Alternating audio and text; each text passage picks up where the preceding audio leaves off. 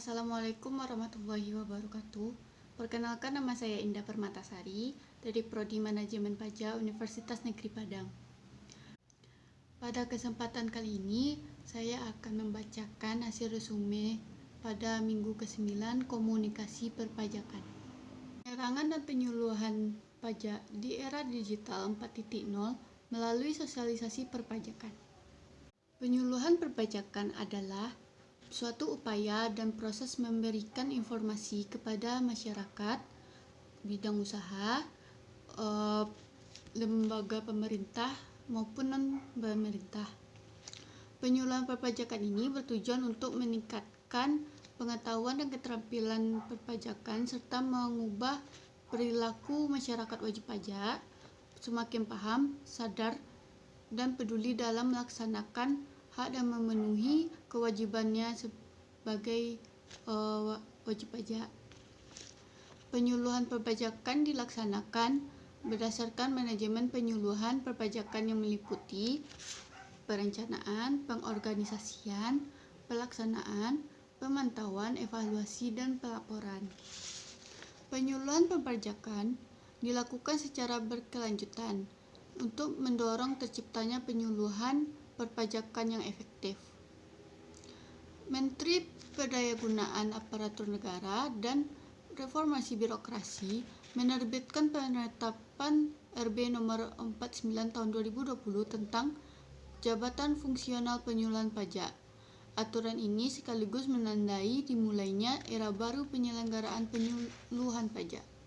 Penyuluhan pajak sebetulnya bukan hal baru dalam dunia perpajakan. Pada tahun 2013 ada peraturan Dirjen Pajak nomor PER 03/2013 tentang penyuluhan pajak. Pada era ini, penyuluhan pajak pada kantor wilayah dan kantor kepelayanan pajak atau KPP ditetapkan melalui tim, bukan jabatan. Ada banyak media yang memberikan penjelasan tentang perpajakan ini. Namun media seperti media online, televisi, radio, koran, dan lain sebagainya hanya menjelaskan secara garis besar apa itu perpajakan. Namun masyarakat tentu membutuhkan informasi yang lebih detail dan lebih jelas lagi tentang dunia perpajakan ini. Untuk memastikan apa pajak itu yang sebenarnya. Kalau masyarakat tidak mengerti pajak, pastinya akan sulit bagi Ditjen Pajak untuk mengharapkan wajib pajak mau melaksanakan kewajibannya untuk membayar pajak. KPP ditetapkan oleh tim, bukan jabatan. Ada peraturan yang dapat berimplikasi bahwa penyuluhan menepati urgensi kedua di belakang pekerjaan rutin. Bahkan bisa jadi menepati urutan kesekian mengingat banyak pekerjaan ad hoc. Kenapa penyuluhan perpajakan penting? Ada 4 alasan. Pertama, pajak merupakan sesuatu hal yang dinamis. Banyak peraturan yang sangat mudah berubah, bahkan dalam hitungan bulan misalnya. Yang kedua, keadaan yang cepat berubah. Tenaga penyuluh harus peka terhadap perubahan. Ketiga, tax ratio Indonesia yang masih rendah, yaitu berkisar 10-11%, menandakan basis perpajakan masih rendah atau banyak potensi perpajakan yang belum tergali. Nah, yang terakhir, penciptaan generasi masa depan akan sadar pajak. Badan Pusat Statistik menyampaikan 1 di antara 4 penduduk Indonesia adalah pemuda, yaitu sekitaran 24,1%.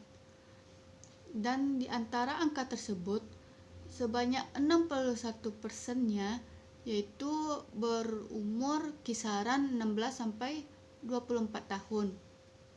Sosialisasi perpajakan merupakan salah satu cara yang dapat digunakan untuk mengunggah dan memberikan suatu pengetahuan kepada para wajib pajak tentang peraturan wajib pajak, tentang apa itu perpajakan, tentang tata cara perpajakan, tentang prosedur, hingga waktu pembayaran pajak.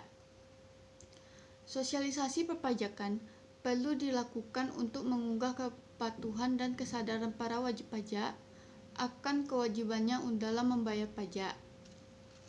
Kurangnya pengetahuan dan wawasan karena rendahnya sosialisasi perpajakan akan menyebabkan mereka tidak memahami bagaimana caranya melaksanakan kewajiban perpajakan dan pada akhirnya tidak terlaksanakan.